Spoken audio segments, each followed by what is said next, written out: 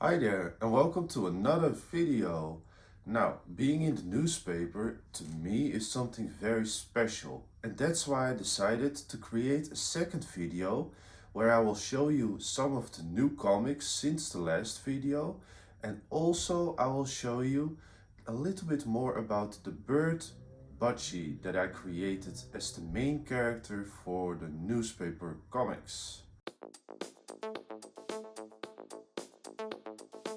So this again is the newspaper, and very much to the front is my comic.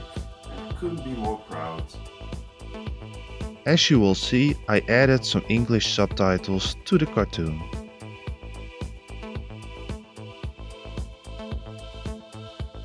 And here is the cartoon of last week. Now the reason why the cartoons always have this particular bird is because there are many in our town. Here is a photo that was taken last week of the bird. Also other people spotted the bird and sent it to the newspaper.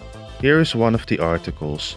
What it basically says is that the person was reading the newspaper article with my comic and felt that someone was watching.